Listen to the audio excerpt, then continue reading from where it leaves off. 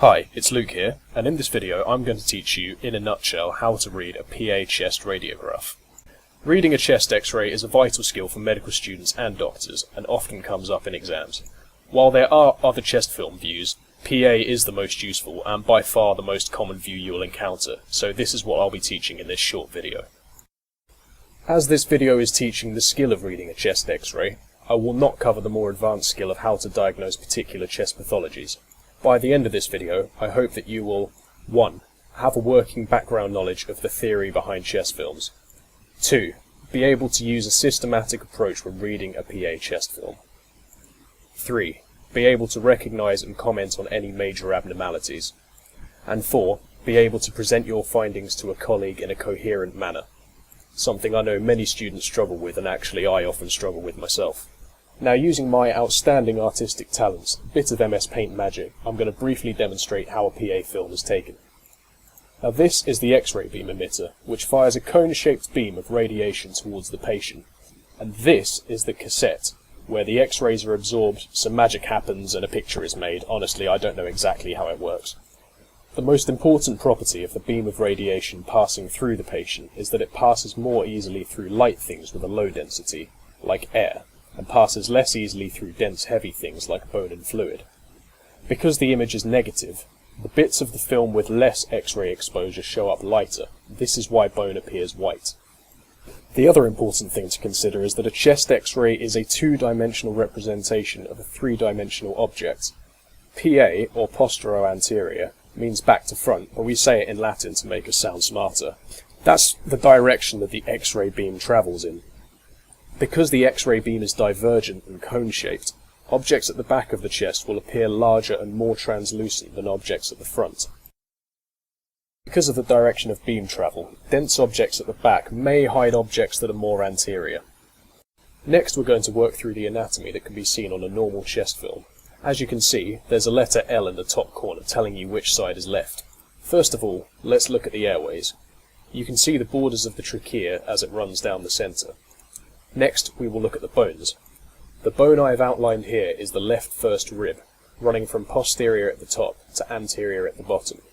The first rib isn't always visible on a chest film, but if it is, you can use it to count all the way down.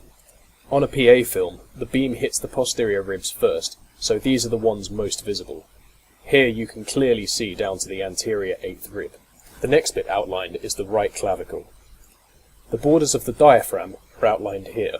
Notice that the right hemidiaphragm is higher than the left. This is normal and is due to the liver lying underneath. On the left side, you might see a bubble under the diaphragm. This is a gastric bubble in the stomach and is a normal finding. Next, we will look at the borders of the heart and major blood vessels. Let's do this clockwise from top to bottom. First you have the subclavian artery, then the aortic arch, the pulmonary artery, a small bit of the left atrium, the left ventricle, the right atrium, the superior vena cava, and the ascending aorta. Now onto the lung fields, and we'll start with the lobes. I've outlined roughly where each lobe is located on the film. First the right upper lobe, then the right middle lobe, which touches the right heart border, and the right lower lobe, which touches the right hemidiaphragm. Hopefully you notice that there is some overlap between lobes, particularly between the lower lobe and the other two. This is because of the three-dimensional structure of lungs. The lower lobe occupies a space posterior to the other two lobes, and also to the dome of the diaphragm. It doesn't touch the right heart border like the middle lobe does, because the heart is anterior in the chest. The left is a bit easier, with only two lobes. The upper lobe now looks like it takes up almost the whole lung field and touches the left heart border. The left lower lobe is similar to the right and shares a border with the left hemidiaphragm. Finally, let's look at the lung hilar, the mess of squiggly stuff above and behind the heart. The hilar consists of pulmonary blood vessels, the main bronchi, and lymph nodes, although you should not be able to see lymph nodes in a normal patient. There is an indentation in the hilum on each side called the hilar point, and normally it's higher on the left than the right. Now, before we jump into how to analyse a chest X-ray, I'm going to talk you through how I would present a normal one to a colleague. This is an ideal scenario where we assume that we have the patient's information and we know what kind of a radiograph it is. This is an upright PA chest film of Mr. Duffy, taken on the 1st of January this year. Exposure is adequate, the patient is not rotated and there is no motion blurring. Airway is central and patent, there are no fractures, lesions or defects visible in the bones. Cardiac silhouette is not enlarged. Both hemidiaphragms appear normal and with no blunting of the costophrenic angles. The edges of the heart and major vessels are clearly visible. Left and right lung fields are clear throughout. A gastric bubble is visible and there is normal hilar shadowing. In summary, this is a normal upright PA chest film. Any systematic approach to reading a chest X-ray always starts the same way, making sure you have the correct one. So the first step to reading any chest X-ray is 1. Check the patient's name and the date the image was taken. It seems obvious, but make sure you have the right X-ray for the right person. Some patients share the same name, so it's also good practice to check the patient's date of birth or hospital number. Many mistakes are made because people overlook trivial details such as these. 2. Check the type of film. Often you will be told the type of film, but if not, there are clues you can look for. First, you want to know from which direction the X-ray was taken, PA, AP, or lateral. While a lateral film is easy to spot, differentiating between an AP and a PA requires a bit of Sherlock Holmes clue hunting. Look at the clavicles and scapular edges on this PA film. Now let's look at the AP. Do you see any differences? Notice how the AP projection, the borders of the scapulae are sharp and appear to lie over everything else, while the clavicles appear to be obscured by the ribs and other structures. Also notice that the heart appears abnormally wide. Secondly, you want to know the position of the patient. Are they upright or lying? Again, hopefully this information is available. If not, in an upright patient you might see a fluid level in the stomach. 3. Check if the film is technically adequate. A useful mnemonic to remember the 3 aspects of technical quality is RIP. Rotation, inspiration, penetration. To check rotation, look at the clavicular heads and spinous processes. If the spinous processes are halfway between the clavicular heads, the patient is normally rotated. Next, check for adequate inspiration by looking at the mid-clavicular line and seeing which anterior rib intersects the diaphragm at this point. It should normally be the 5th, 6th, or 7th. More ribs means the lungs are hyperinflated, often seen in COPD. Less means that the patient may not have taken in a full breath when the X-ray was taken. Finally, check the penetration of the rays. Simply put, an over-penetrated film is too dark, an under-penetrated one is too white. A trick to judge penetration is to look in the region of the heart. If you can see the spaces between the vertebrae and pulmonary vessels through the heart, penetration is adequate. This diagram shows how the X-rays travel through these structures, with the heart on the left, a pulmonary vessel in the middle, and the spine on the right. In an under-penetrated film, the weak X-rays fail to penetrate even the soft tissue of the heart, meaning the heart appears just as white as bone. In an over-penetrated film, the powerful X-rays go straight through the small, soft pulmonary vessels as if they weren't even there, making them invisible, while the heart appears darker than it should. 4. Look at the big picture. When you're examining a patient, you observe the whole patient from the end of the bed before delving into small details, and it's the same with examining a piece of imaging. Look at the whole thing. Can you immediately see any obvious abnormalities like a large lung mass? 5. Now we want to start looking at the details. There are many different systems that people use to do this, and you may find your own that works for you. But the most commonly used system is the alphabetic approach, as it's easy to remember and this way you're unlikely to miss anything, as long as you remember the letters A, B, C, D, E, F, G, H, I. Now let's start with A, which stands for airway. A normal airway is central and open. An airway that deviates to one side may be due to a tension pneumothorax. B stands for bones. With bones, start at the top and work your way down, making sure that you look at all the bones visible on the film. The outlines of each bone should have a smooth contour, and a break in the contour could be a subtle indication of a fracture. Also look for any lesions where the bone is more or less dense than it should be, such as the punched out lesions often seen in multiple myeloma. Whilst looking at the bones, you should also look at the external soft tissue for any abnormalities. C is the cardiac silhouette. on a PA film, the heart should be less than half of the chest width. An enlarged cardiac silhouette is most commonly caused by cardiomegaly. Pericardial effusion is another important cause. D is the diaphragm. A normal diaphragm has a sharply visible border, curves downwards at the edges and the costophrenic angles. These bits should be clearly visible, as should the cardiophrenic angles. A poorly defined hemidiaphragm might be due to a lower lobe consolidation, whilst a blunted costophrenic angle is likely due to a pleural effusion. E is the edge of the heart. Here you're looking for something called the silhouette sign. Are the heart borders clearly defined? If not, this indicates that there is lung consolidation present. Remember the normal anatomy? The right heart border touches the right middle lobe, while the left heart border touches the left upper lobe. These borders may be less well defined if there is consolidation in these lobes, such as in this example of right middle lobe consolidation. F is the fields of the lung. Normal lung fields are roughly symmetrical and have these faintly fuzzy lung markings throughout, representing normal vascular and lung soft tissue. One thing to note is that when describing the lung fields, there is no correct terminology, as long as what you say effectively communicates what you're trying to describe. For example, you could describe what you see here as patchy shadowing, widespread areas of increased density, multifocal opacification, or you might even get away with a load of white fuzz that probably shouldn't be here. Look carefully from the top at the apices to the bottom where the lung extends just below where you can see the diaphragm.